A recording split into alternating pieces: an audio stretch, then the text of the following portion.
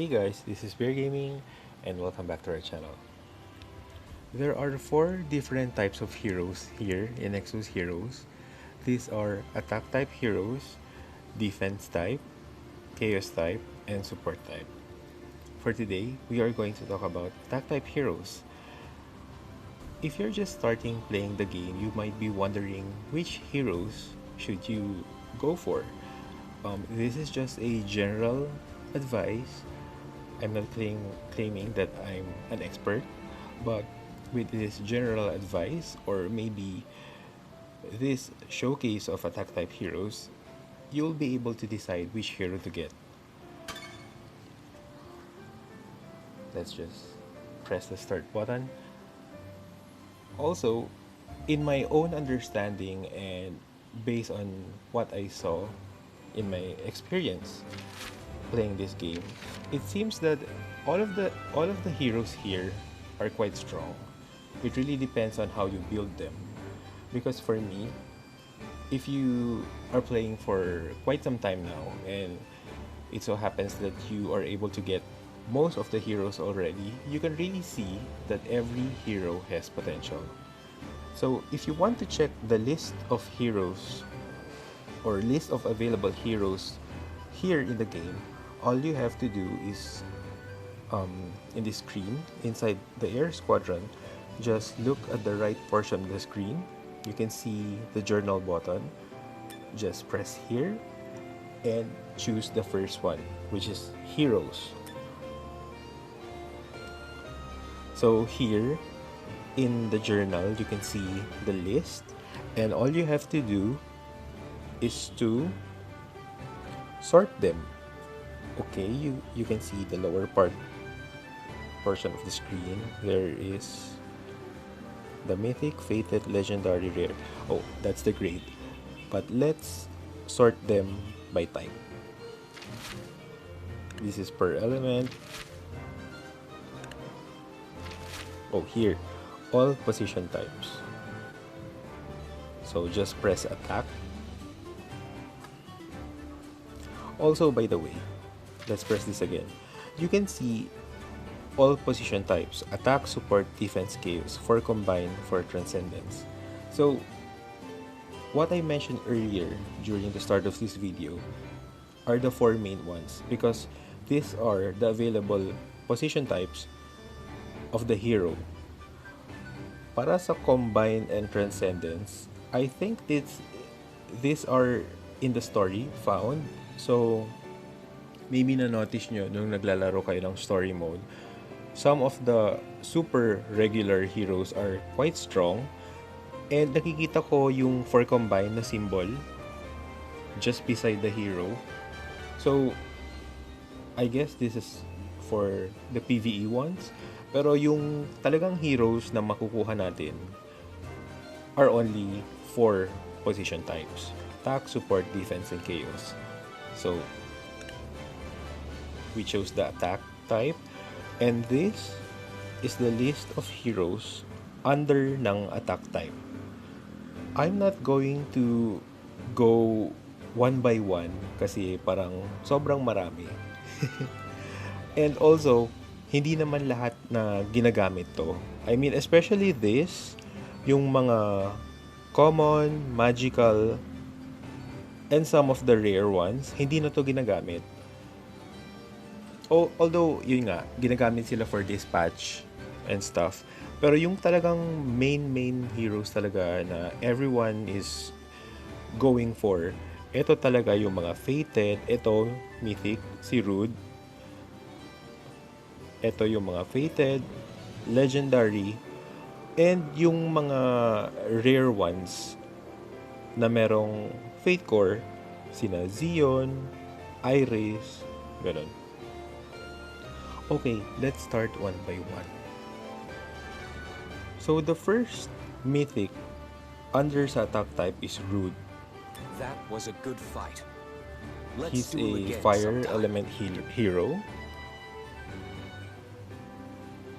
Also, if you are following with the story, he is the mythic for Linombe.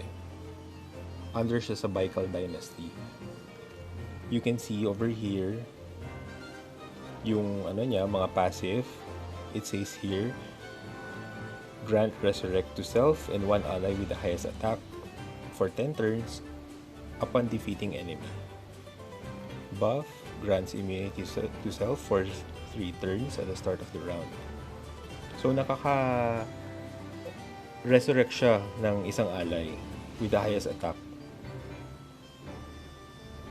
I haven't tried that yet, pero it seems na kapag under siya sa'yo, let's say kasama mo siya sa team, I'm not sure if it only affects to Linombe heroes because I haven't tried using him yet, pero it says here, he can grant resurrect sa pinaka-highest na DPS mo. His first skill deals 262 damage to one enemy, cleanses one debuff from self. And the second one here, second skill, deals 127 piercing damage to all enemies. Also, its burst.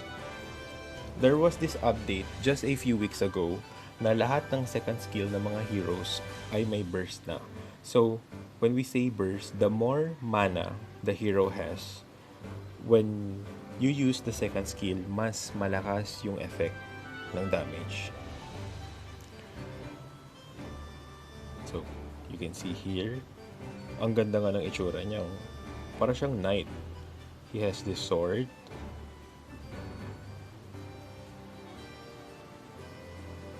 I guess I won't do the skill animation na kasi this might really take a while if gagawin ko pa. At least you can see the hero here.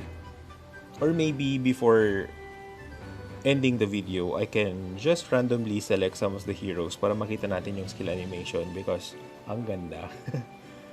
So next, we have here Rachel. He's the general of Linombe and just like the mechanics here in the game, importante talaga ang general heroes kasi sila yung hawak nila yung mismong main passive of that certain nation. You can see here his passive increases critical hit rate of all back row allies by 10% at the start of the battle. When an ally lands a critical hit, increases own critical damage by 10%. And also, yung conquest increases attack, defense, and maximum health of allies from Linombe, yung nation, by 10%. So, anyone under that nation, hey Brownie! Welcome back. So, any heroes under from the same nation as Rachel, he can grant attack, defense, and maximum HP increase by 10%. So, you can see his first skill deals 262 damage to one enemy and 70% chance to purge all buffs. So let's say meron kayong heal generation skills or meron kang shield, there is a 70% chance na matatanggal ni Rachel yun using this first skill.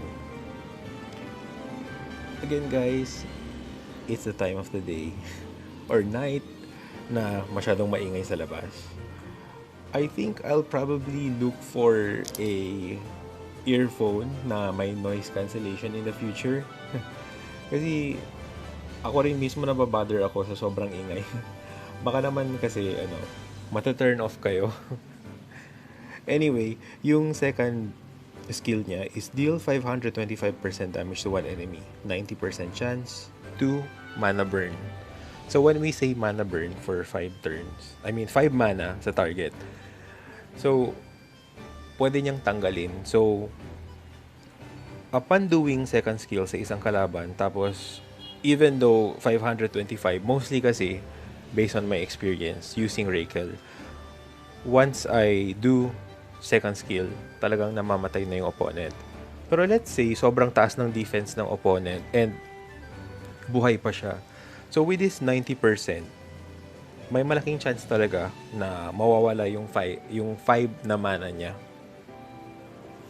So, actually, he's really improved. A few weeks ago, isa siya sa mga heroes na tawag dito.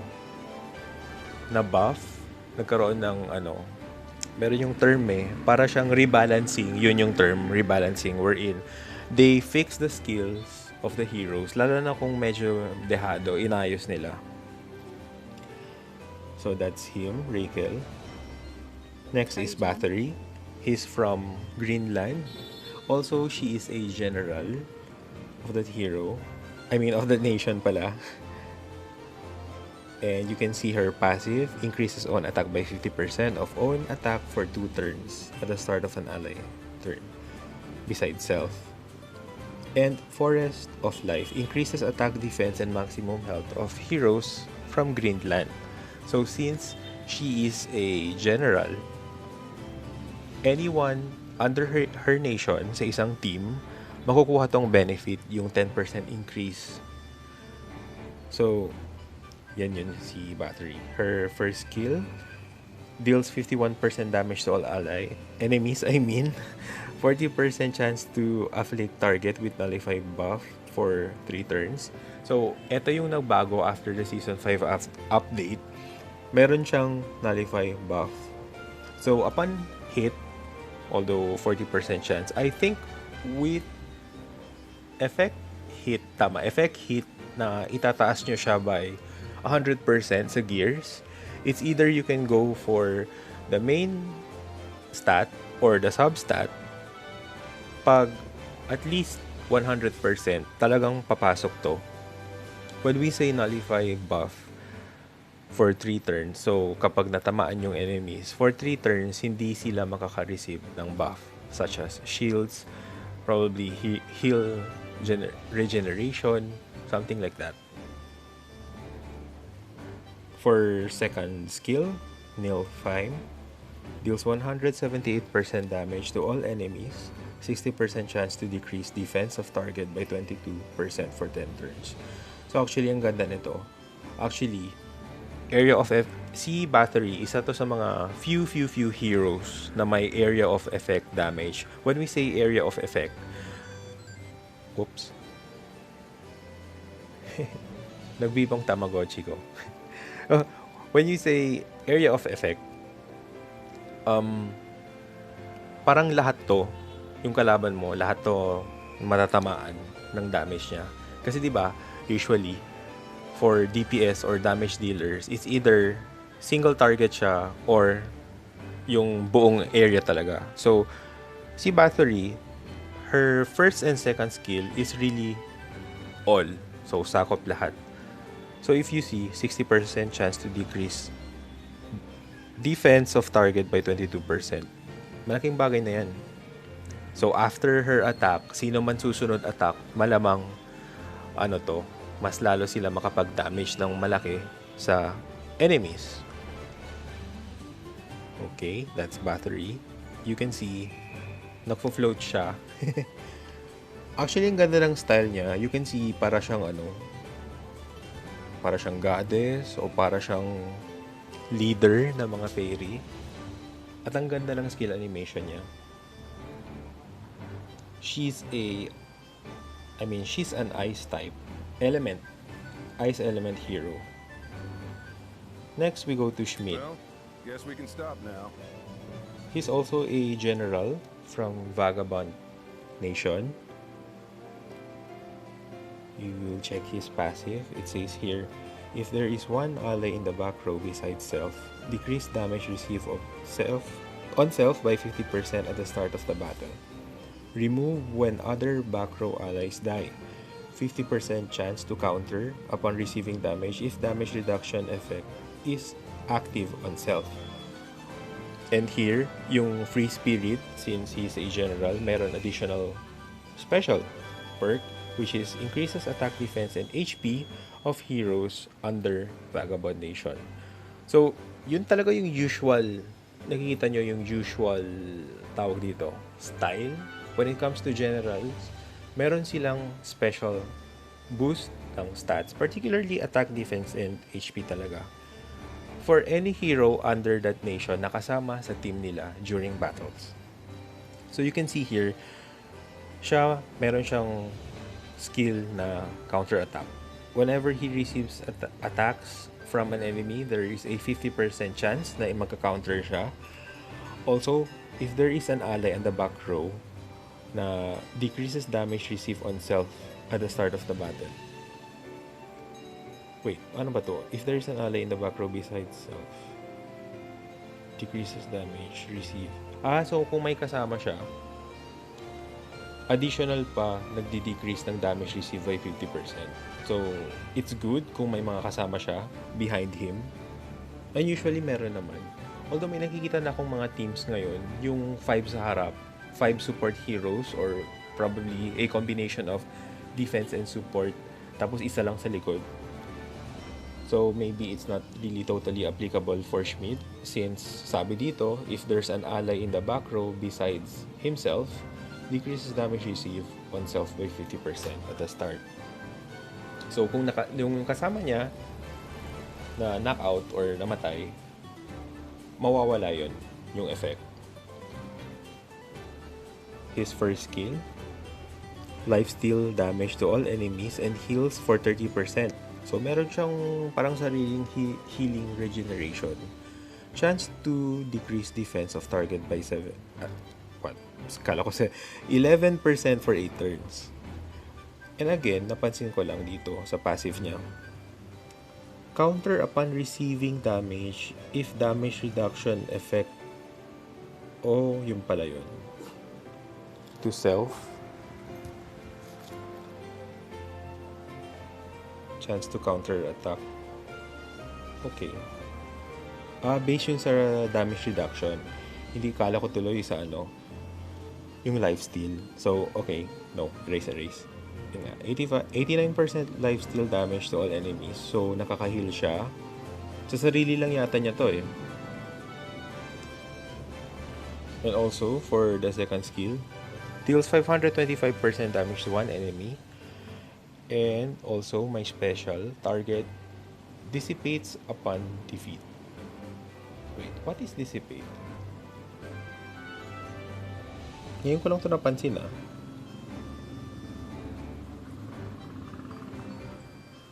Maybe it's something to do with lifesteal. So I tried using red blood gear sets to Schmidt kasi since nakita ko yung lifesteal, and also upon consulting one of our guild members, si Master Uller. Hi Master. Alam ko wala ka ngayon.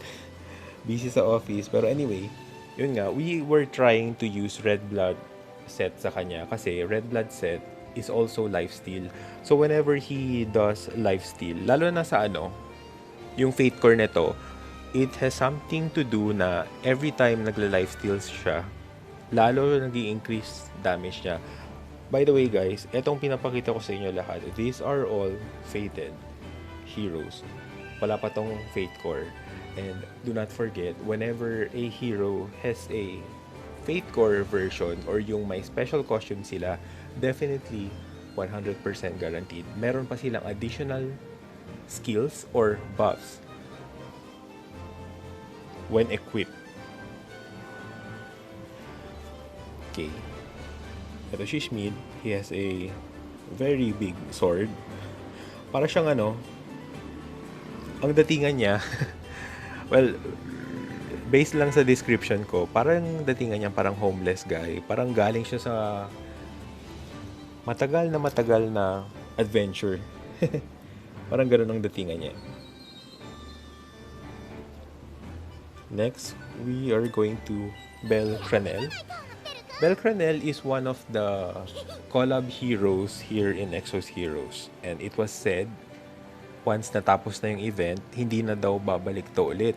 So, if you got the chance na timing, nandun kayo sa time release ng collab heroes, talagang makukuha niyo siya. And I myself really did everything.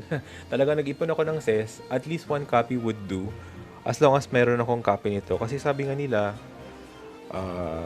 it's nice for collection purposes na makuha mo rin siya. Belcranel is from the anime Danmachi, and I've already watched it. Nakakatuwa siya, may pagka-comedy and at the same time full of magic, like how I really like animes to be sa when it comes to my liking or my preferences. And sa English, I think ang haba ng title nun eh. Is it okay to pick up girls in the dungeon? Yan yun. There are 3 heroes under this collab event. Si Belle, and there's this girl, si Ice, and mayroon pang isa, si Rio Lion, which is currently sobrang popular niya ngayon sa Greenland. So if you can see here, Belcranel is under Wasted Red. You can see his passive. It increases own attack by 5% when basic attacking. Stacks up to 3 times. Actually, in my very own personal opinion, hindi naman sa ano, pero medyo sobrang simple lang talaga yung passive ng mga collab heroes natin. Ito, deals, his first skill, deals 63% damage to all enemies, 45% chance to afflict with burn. Oh, so meron siyang CC. Burn. For 2 turns. And his second skill, deals 525% damage to one enemy per just 1 buff. So, yes, nakakatanggal rin siya ng mga buffs from the enemy. You can see, nandito yung ano niya, si Goddess. Nakalimutan ko yung name ng girl. Pero siya yung ano, yung sa anime, siya yung Goddess na binibigay niya si Belle ng mga powers. Okay, let's go to the next. Si Carrie. Carrie. Si Carrie. She's a general of Saint West. Ito siya. General siya ng Saint West.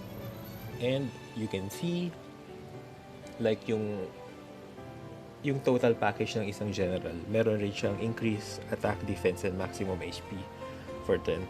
I think yan talaga yung parang standard operating procedure. SOP ba? And her passive is grants immortality to self for 4 turns upon receiving damage beyond own current health 1 time 4 rounds. Cleanses 1 debuff from self when granting immortality to self.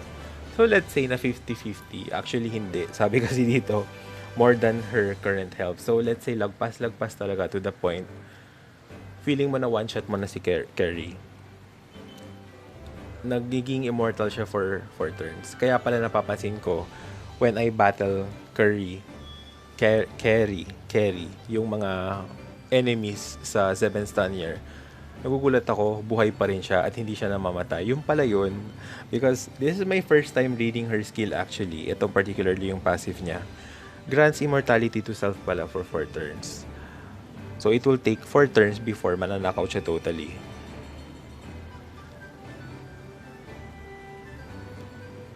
Wait, I'm quite distracted kasi malapit ako sa window and nakita ko parang ang lakas ng hangin. Uulan na yata guys.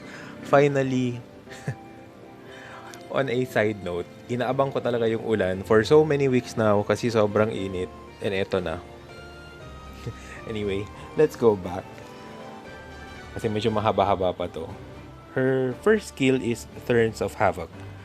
Deals 63% damage to all enemies. This is AoE. Afflicts target with 33% decreased health regeneration. So, meron siyang parang nullify heal for 3 turns. So, when she attacks your team, hindi kayo makaka-heal for 3 turns unless mataas ang effect resist nyo. Noble Rose, her second skill, deals 375% damage to one enemy, 80% chance to afflict target with nullify heal for 30 for 9 turns. Destroys 1 random guardian stone if target is afflicted with decreased health regeneration effect. So yan. Same for her first skill. Puro to mga nullify heal and anti-health regeneration. Yan si Carrie. She is the queen of Saint West. And also, a side note, supposed to be, siya yata yung supposed to be maging parang stepmom ni Raquel. if you're following the story. She looks like a witch. Pero ang ganda ng skill effects nito. Okay, on to the next. Yuri Lowell. Also, this is another collaboration hero with Exos Heroes. I think this is the game Tales of Vesperia. So, for our collaboration heroes, usually tatlo-tatlo sila. So, like here, si Belcranel, tatlo yan sila. And also for Yuri, under sa Tales of Vesperia, yung game, tatlo rin sila. I haven't tried playing that game yet, pero sabi nila sobra daw talaga maganda yung Tales series. I may try it someday. His passive, Loner, revives when 50% of own health upon dying. Wait, revives with 50% of own health upon dying one time per battle. Oh. So may auto Phoenix down siya. He revives kapag namamatay. Just one time per round. His first skill deals 187% damage to one enemy and also 60% chance to decrease hit rate by 35% for 7 turns. And the second skill deals 178 damage to all enemies, 60% chance to afflict target with nullify buff for 7 turns. So meron rin siyang nullify buff skill. So that's Yuri Lowell. And also, I forgot to mention, if you have collaboration heroes, you cannot dye or you cannot change the color of their clothes or even their weapons or hair. Talagang default siya. I guess it's for copyright something, no? Hindi mo pwede palitan yan. It stayed the same as the original. Next is Rudley. He's from Wasted Red. And you can see his passive, Unity of Blade and Body. Grants a barrier equal to 10% of all own maximum health to an ally with the lowest current health besides self upon attacking for 5 turns. So, kung meron siyang kasama na mas mababa pa sa kanya, yung HP, meron siyang binibigay barrier, 10% of his own health. So, I think pag ganun, kasi when I do their gears, yung in-equip ko yung gears nila, chinecheck ko talaga yung passive. When it comes to ganito, sabi, equal to 10% of maximum health. Talagang tinatake it seriously ko siya. Or maybe literally. Kasi pag ganyan, ibig sabihin, dapat pataasin ko talaga yung health niya lalo. Para yung 10% of own maximum health is malaki. So his first skill here deals 262 damage to one enemy, 70% chance to afflict target with silence for 5 turns. So meron siyang CC. And I tell you, kung mataas talaga yung effect hit nito, talagang silent ka talaga for 5 turns. His second skill, 375% damage to one enemy, increases own dodge by 45% for 9 turns. Ayan. Ito si Rudley. Para siyang may samurai. Next is Nemeris. He's from Saint West. And his passive is increases own attack by 10% when granting a buff to an ally besides self. Stacks up to 3 times. Okay. His first skill increases attack of all allies by 6% for 6 turns. Increases hit rate of all allies. Para siyang support. No? Attack type siya, pero yung mga skills niya, sinusupport niya yung entire team. Deals 525 damage to one enemy. Dissipates upon defeating an enemy. Pangalawang beses ko na narinig dissipate. Ano? I should do sa next video, which is tomorrow, where we will I mean, where we will discuss a different type naman ng mga heroes. I'll make sure I'll check what dissipate means para malam natin kung ano yun. Kasi currently hindi ko rin yun alam eh. That's Nemaris. Siya ay isang prince. Yep, he's a guy and he's the son of Carrie. And also he is the step brother of Reagan. Yun. Yun. Next hero is Rio Lion. Yes, this is one of the collab heroes. Kasama niya si Belcranel, sila yan. Pero she is from Greenland. She is very popular now because her skill is really, really strong. Her damage. Let's check. Actually, walang pangalan tong passive niya. Pero increases own attack by 5% at the start of the round. This can stack up to 5 times. Ito, yung first skill. Luminous Wind. Deals 63% damage to all enemies. Grants a barrier equals to 36% of maximum health to self for 11 turns. Actually, yung 63%, sobrang lakas ng output ng damage nito. Ewan ko kung bakit. Parang sobrang ano siya ngayon, popular siya sa mga teams when it comes to PvP lalo. And I heard, if you increase this hero's critical damage, sobrang laki talaga yung output ng 63% niya. And this is also AoE. So, lahat damay talaga. Also, another AoE skill, her second skill, Crozo's Magic Sword, deals 255% piercing damage to all enemies, can only be used one time per battle. So, eto, sobrang lakas nito, piercing damage pa, so talagang pasok na pasok yung damage niya sa kalaban, and this can only be used one. So, you really need to time or you really need to ano tawag dito? Parang i-reserve talaga to. Maybe you can use this as final blow. Ganon. Next. Okay. Para siyang si Zelda, no? Zelda female version. Okay, let's go to the next. Silang. He's from Vedas. He's really cute. Para siyang pusa. Okay, his passive. Lang destroys one random guardian stone upon attacking a target afflicted with sleep. So, kailangan pa meron isang certain hero na attack muna. Tapos, mag-afflict ng sleep.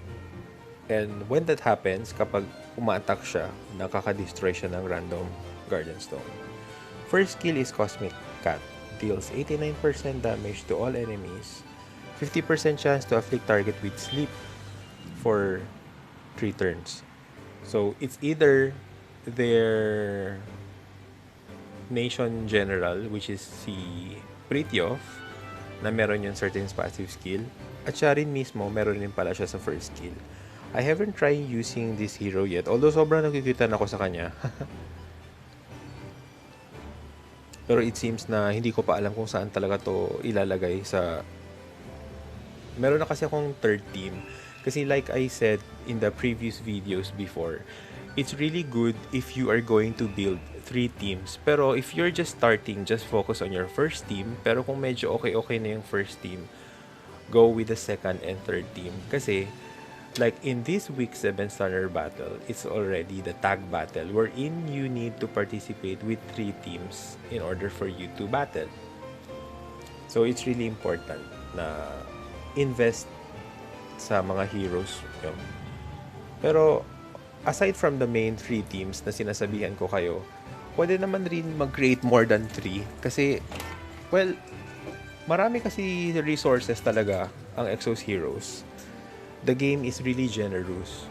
So, build lang. Yan lang masasabi ko. Build lang. If you have time, mix and match the gears, experiment. Just play at your own pace. Huwag kang magmadali. Just enjoy the game and eventually you will really get strong. Also, his second skill, Popping Snowball, deals 178% damage to all enemies, increases attack speed of all allies by 18 for 10 turns. Oh, so medyo may pagka support hero rin siya. Ito yung maganda. 50% chance to afflict target with sleep. Okay, next. This is Garlon from Shadowbane.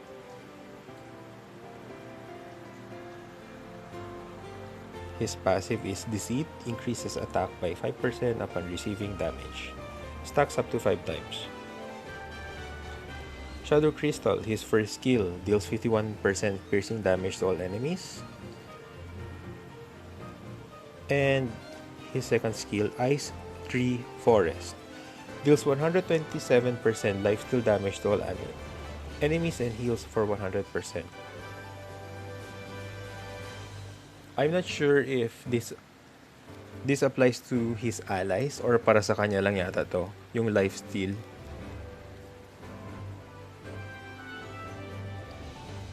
You can see.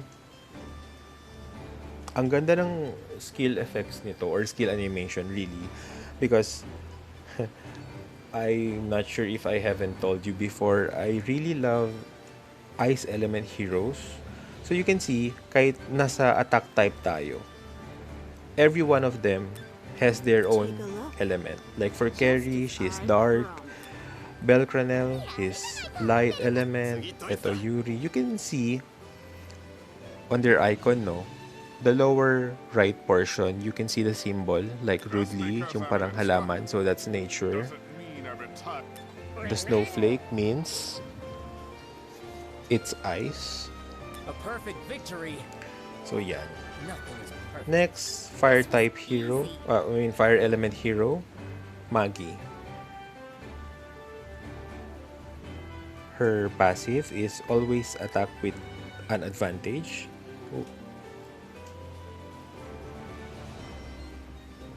First skill, Cube Acceleration, deals 51% damage to all enemies, 40% chance to afflict target with burn, to deal 31% damage every turn. Oh, isa rin to sa mga nakakainis na kalaban actually.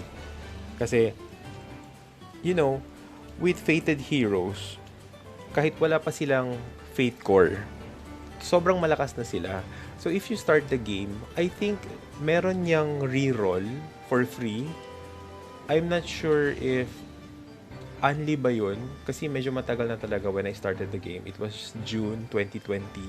And I remember na meron niyang reroll. So, you can just summon until you get the hero you want. And talagang ako dito, nagdadalawang isip ako kasi lahat ng fated heroes, when you check their skills, lahat magaganda.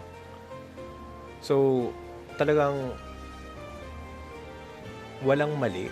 I mean, if you start, hindi mo mararamdaman na parang mali yata napili kong hero. No, just build them properly. Talagang makikita mo yung full potential.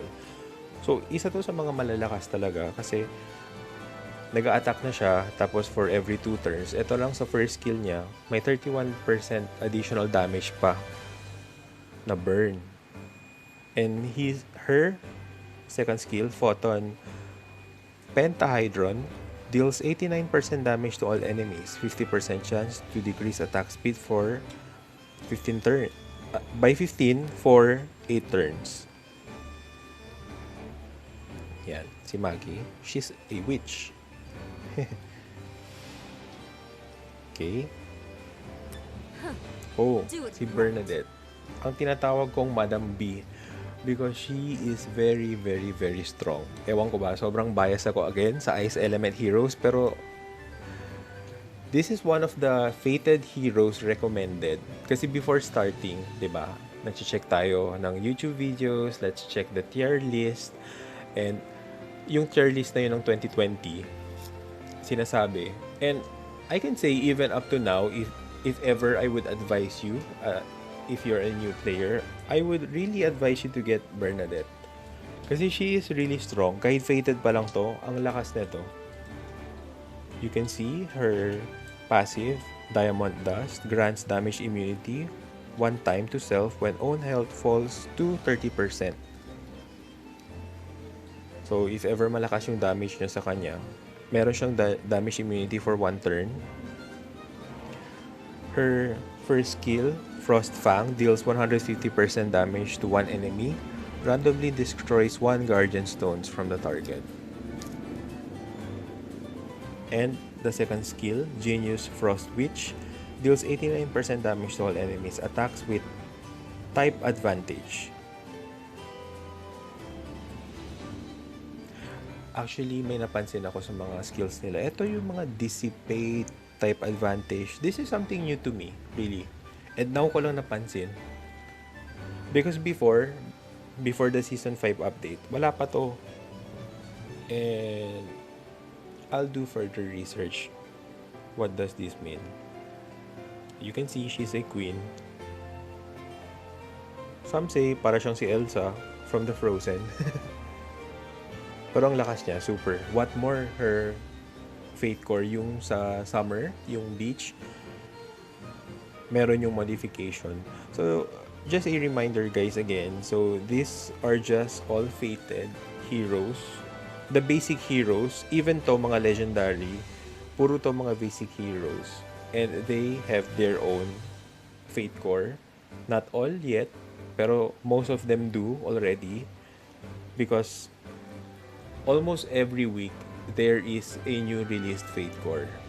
So, habang tumatagal, lahat na sila dinadamitan in my terms. Lahat na sila binibigay ng costume, which is, like I said, Fate Core is also another term for costumes with special abilities.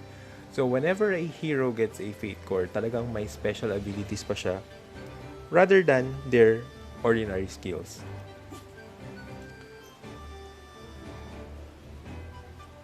Let's move to the next, Ben 10. So before, Ben 10 was a legendary hero and the devs decided to promote him, quote and unquote. So naging fated na siya ngayon. He's from Saint West. His passive is afflicts target with decreased health generation by 50% for 8 turns. So parang nullify heal rin. His first skill deals 150% damage to one enemy, deals 150% extra damage if target has a barrier. Oh, so maganda to for heroes na may mga shield. Deals 178 damage. 178% damage to all enemies, increases attack of all enemies by 30% of target's attack for 10 turns.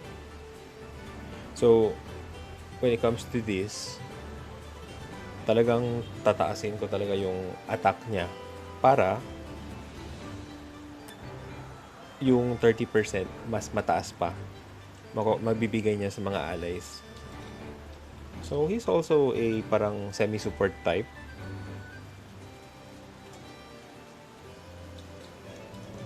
Para siyang angel.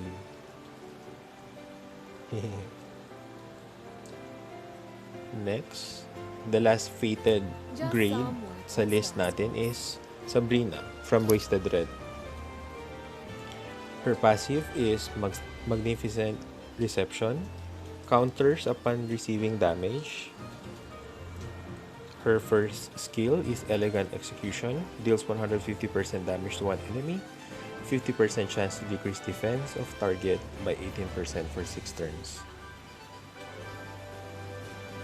Her second skill is Phoenix March, 89% damage to all enemies, and 50% chance to afflict target with burn to deal 39% damage every turn for 30%.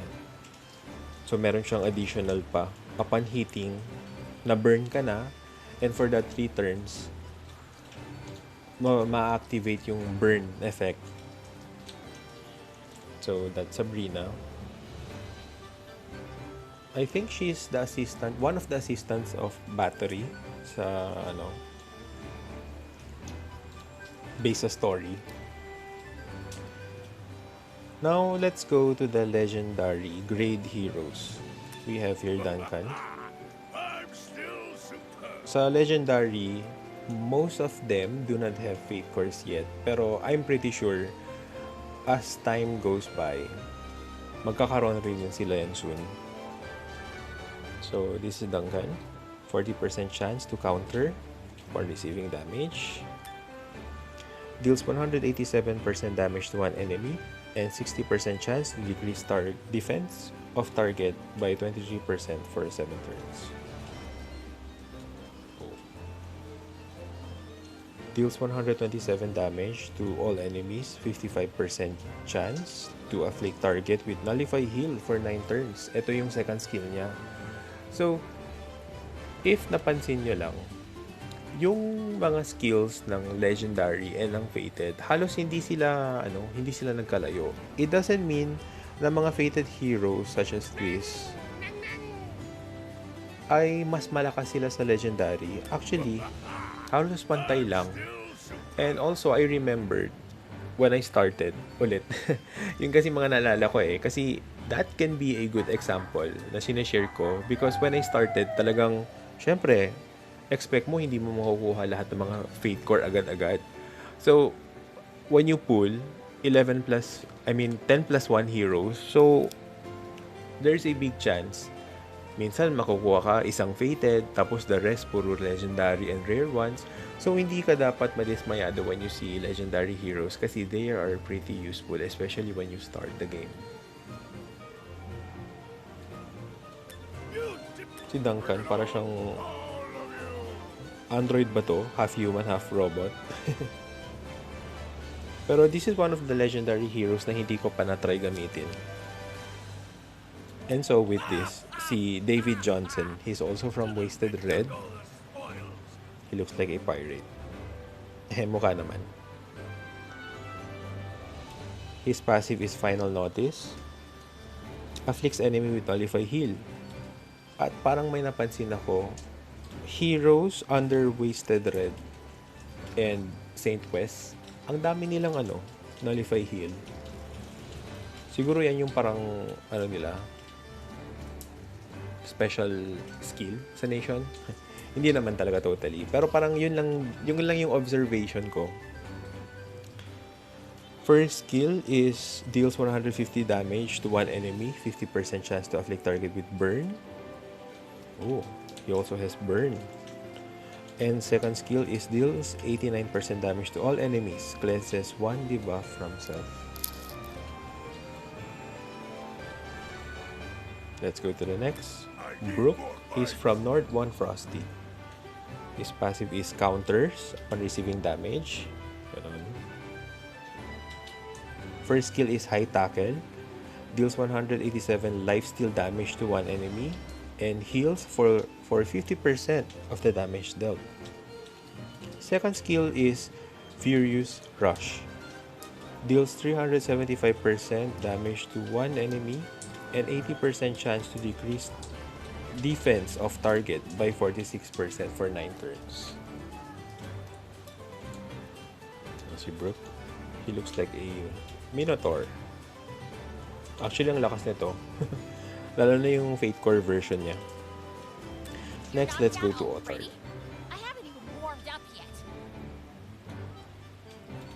Isa to sa mga heroes na pinalitan nila ng nation because after the Season 5 update, there were some heroes, fated, legendary, and even rare ones. Some of them, their nations have been changed. I guess it's just for the purpose of ma-distribute sila equally. Kasi there are some nations here na sobrang konti ng heroes. So I guess that's why the developers decided to distribute them kahit paano equally. Para may chances naman na hindi lang puro yung mga main nations na sikat na ginagamit natin lagi. So, how about for those new nations that have released? Hindi naman super ngayon lang, pero mga few months ago, madagdagan rin yung mga heroes under doon sa kanila. So, before, Otard is in Linombe. He used to be with Rakel, under Rakel's nation. And she is very strong. Talaga. Isa to sa mga ginagamit ko lagi. Since sobrang bias ako sa Linombe. Her passive cleanses one debuff of all allies when an ally dies. So, every time may namatay na ally from her, nadidebuff pa yung mga remaining alive allies.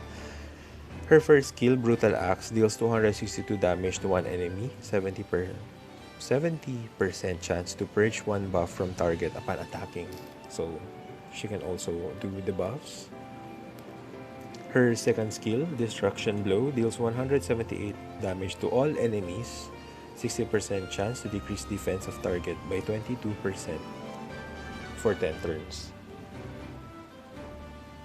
So usually kasi yung mga skills, parang hindi na siya further, maliban dun sa mga, like kanina yung mga terms, dissipates, type of attacking, yung mga kanina. Pero when you read the skills, it explains yun na as it is. Sobrang sobrang clear yung explanations. You can see here, parang siyang sa Amazon, no? With the axe and the bone helmet. Next legendary hero, it's Annie. She's from St. West, and her passive is Explosive. Increases attack speed of all allies by 20 for 5 turns at the start of own turn, 1 time per 3 rounds. Her first skill, Flame Kaboom, deals 51% damage to all enemies, 40% chance to afflict target with burn. Yes, she's a fire element hero. Second skill is Flame Tornado, deals 178 piercing damage to all enemies. Oh, so naging AoE na pala yung Flame Kaboom. Because before, this used to be single target. So, there were really changes after Season 5. Some of the skills here were really changed. Aside from the passive, if you are aware. Ang daming pinagbago, and gaya nito, some skills before that were in single target ay ngayon naging AoE. And I think vice versa din. That's Annie. She also looks like a witch. Zeradin from Wasted Red. His passive is Battle Line. Grants Resurrect for 7 turns when own health falls to 30%. O diba? Legendary hero, pero meron siyang Resurrect. I haven't tried using this hero yet. Gehenna? Or is it Gehenna? Purgatory. First skill, deals 51% damage to all enemies, 40% chance to afflict target with burn. By 31% damage for every turn. For every turn. Oh, yep. Tama. For 2 turns. His second skill is Triad Flare. Deals 89% damage to all enemies, 50% chance to decrease attack speed of target by 15 for 8 turns. Again guys, ayan na naman mga background noises natin. Parami ng parami. Kasi ito na naman yung oras kung saan nag-uuwian ang mga office workers natin from outside. And just a little side story. Ako kasi naka-work from home permanently now.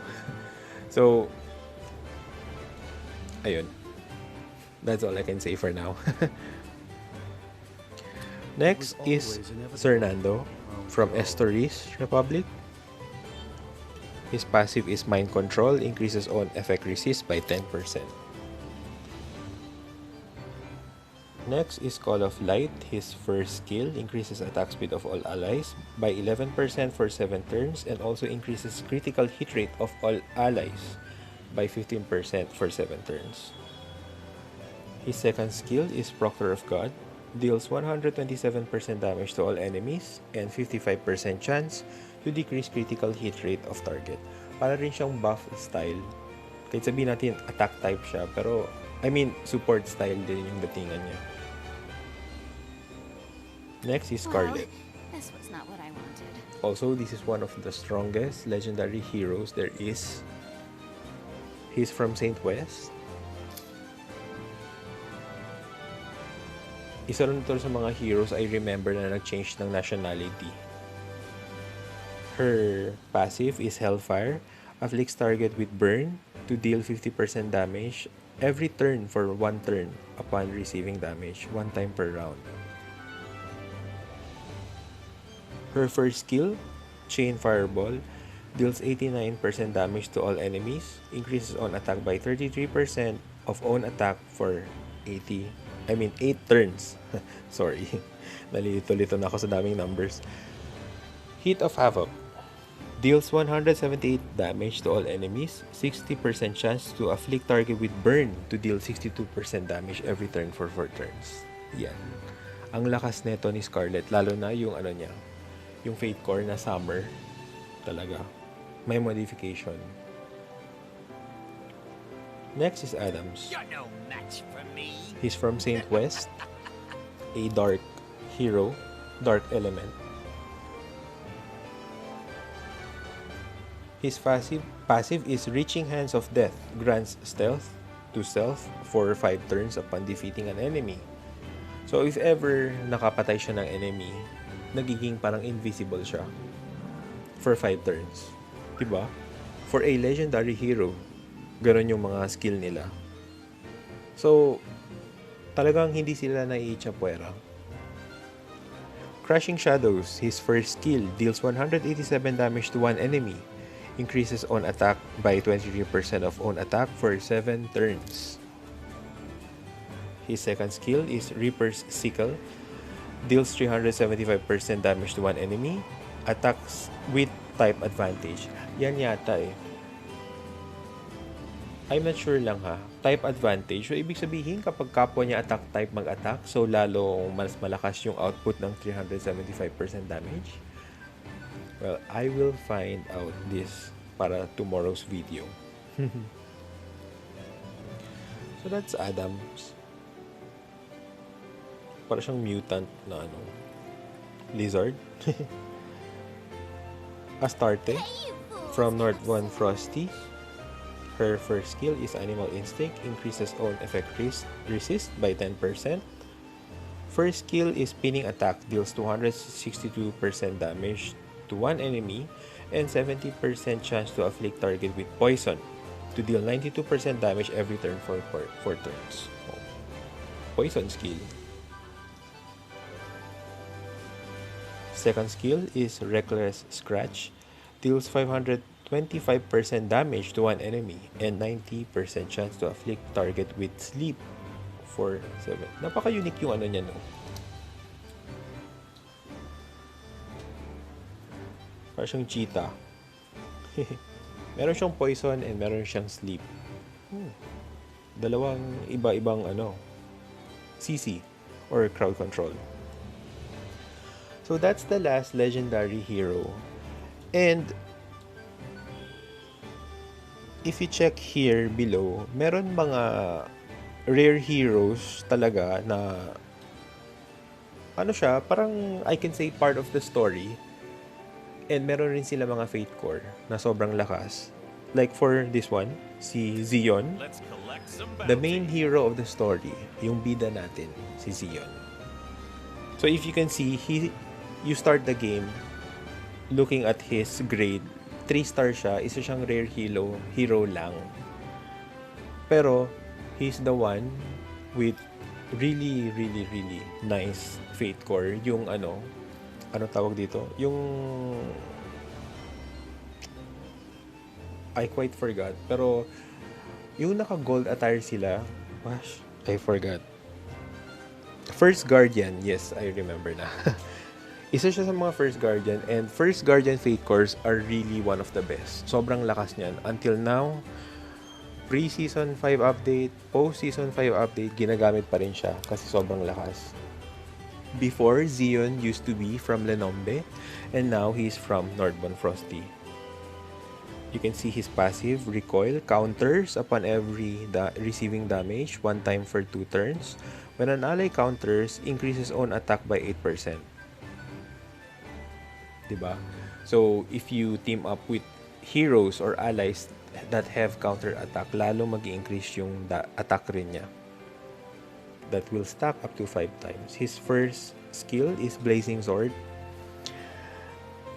Deals 150% damage to one enemy and 50% chance to afflict target with burn to deal 92% damage every turn for 2 turns. And also, his second skill, Unleash Power, deals 89% damage to all enemies and 50% chance to afflict target with bind for 3 turns. Attacks with type advantage. So yan. Yan yung mga rare. And as you can see here, yung mga ibang heroes dito, wala pa silang FC and usually ginagamit lang to sa dispatch. So mga heroes na rare from the rare grade na merong mga Fate Core is Zeon, also this one, Morris. He's from Linombe. You can see his passive, Hardness Test, increases own attack by 10% upon attacking an enemy, stacks up to 3 times. His first skill is Master's Tempering, increases attack of all allies by 11%. So isa siyang parang buff. Also, Blacksmith's Hammer deals 525 damage to one enemy, increases critical hit rate of all allies by 20% for 10 turns.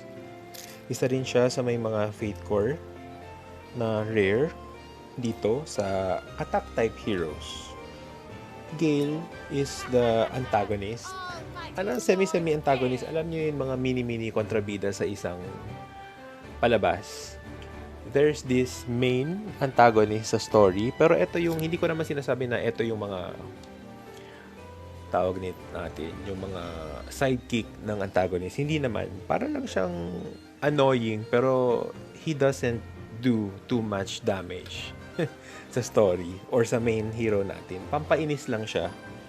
He also has a Fate Core, pero orange. No, sorry. Meron siyang, yes, orange. Yung when you start the game, he has this orange Fate Core, which is an accessory type Fate Core. And also, he has a silver one.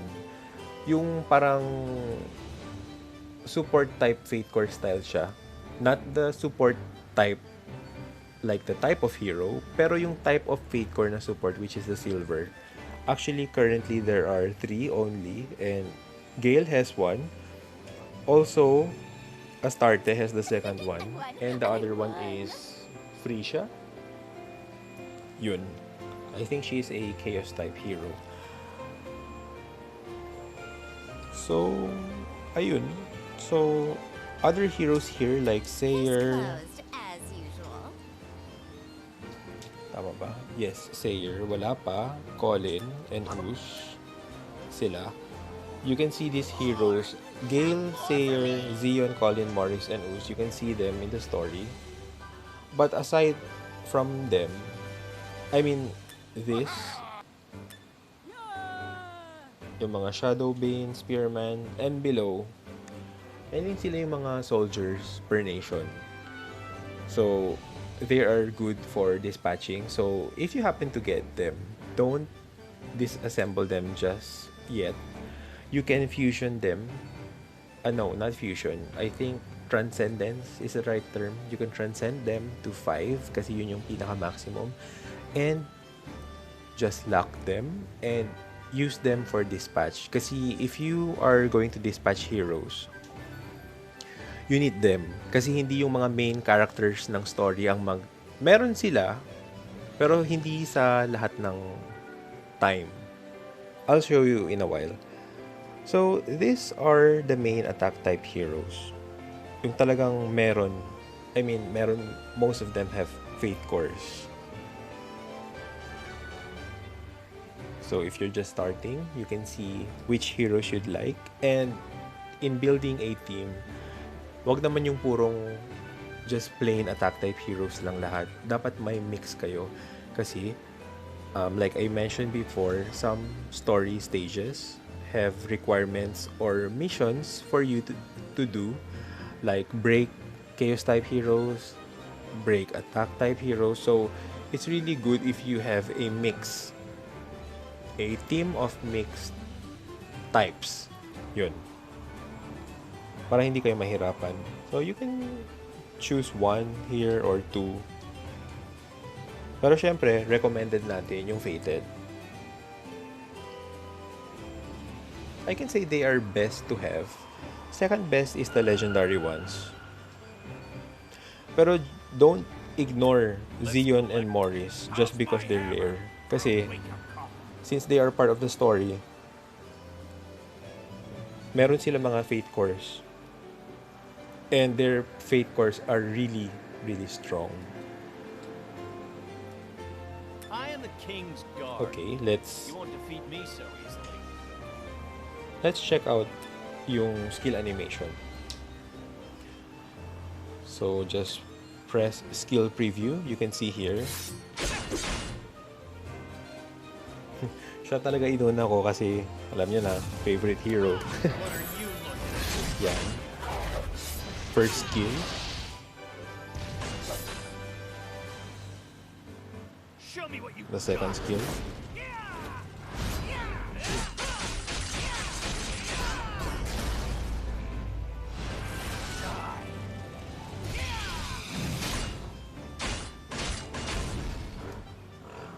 Yan. Let's look. Batteries, skill animation. Just press the magnifying glass icon. Then skill preview.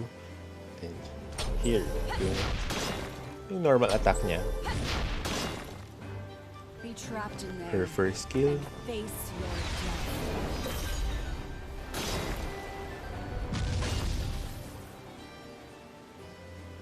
This is her second skill. Split. Get shattered into pieces. The breath of ice. Ibang The ganda ng skill iceberg effects. of eternity. For me lang this is the only mobile game I've discovered na may ganitong mga skill effects. Para na siyang pang console, para kanina naglalaro ng PS4. Ganun.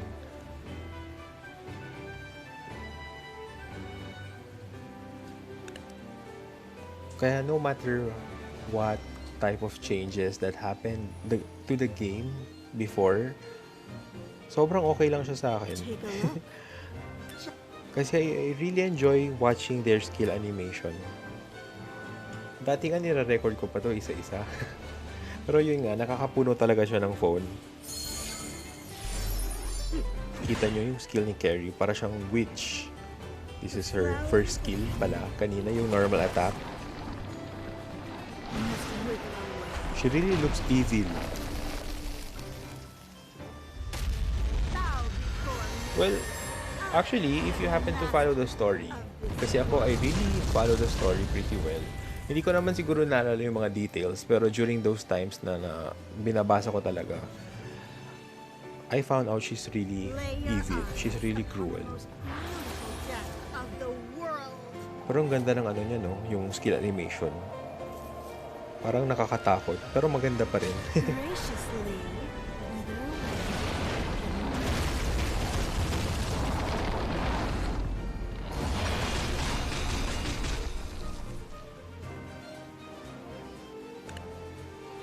Also guys, speaking of general heroes, meron siyang specific banner dito. Nation Recruit. So there, you'll be able to recruit heroes per nation, per day. Iba-iba siya. So let's say today, let's say today is Linombe Nation. So whenever you pull there, you need Nation Recruit tickets. You'll be able to get heroes from the nation Linombe. Let's say ganon. Pero, when it comes to Fate Core and Generals, still RNG siya. So, there's a 50-50% chance lang talaga makukuha mo. It's not all the time, pero swerte-swerte, meron naman kahit paano. This should be enough to save your dignity. Si Schmidt.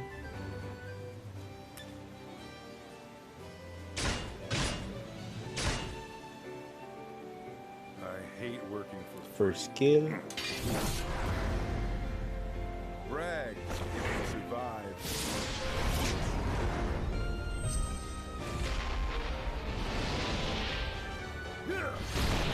This is an extensive lesson. Meron dito mga skills. medyo mahaba yung animation.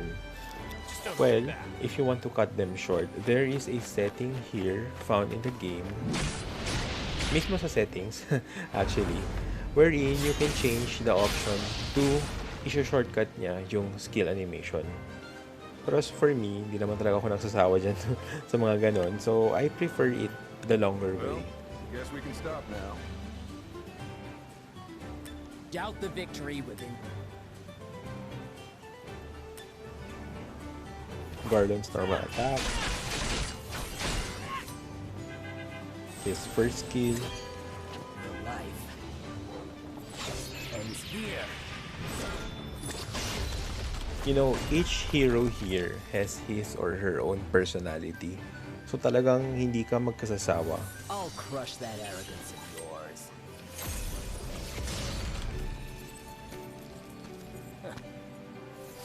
He's an ice element hero, pero so far hindi ko pa siya ginagamit.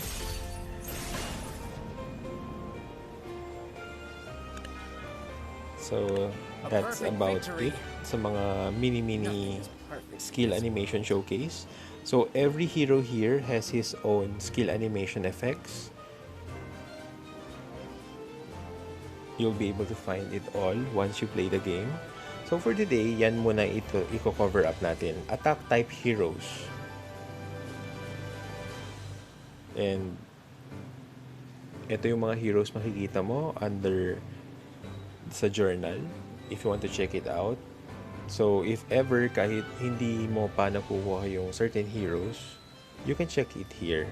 Yung skills nila, yung stats, and also when you tap the magnifying glass button, you can also see the appearance effect. Yung upon pulling them sa banner, you can see paano yung parang main entrance nila. Makikita mo dito. Also the illustrations, yung mga voices here. Yan. And a little story background. Pwede mo dito basahin. And you can also see his stats here. Warrior, Garland, yan. Sex, male, nation, hero tier, yan. And also their birthday, meron din dito. Position, race, and age. So, complete talaga yung details niya. All you have to do is check them in the journal. Tomorrow we'll be discussing a different type of hero naman. Group of heroes. It can be chaos, defense, and support. Since we've already discussed attack type heroes today. And yung bala kong pakita sa inyo, which one is it? Dito yun sa Hero Recruit. Yes, the Nation Recruit. So, for today's nation, it's Saint West. Pwede mo siya palitan using these arrow buttons here below. Pero this will cost you cess. So let's say, nagmamadali ka, you want to change to Greenland kasi gustong-gusto mo na kunin si battery with a huge chance. So you can charge 100 cess. Yun lang. This is the tickets you need here sa upper part ng screen. You can see me tapping. The Nation Recruit. You can get this from the world map. Every day contributing to the air squadron and also during events. So you will be able to pull your heroes per nation dyan.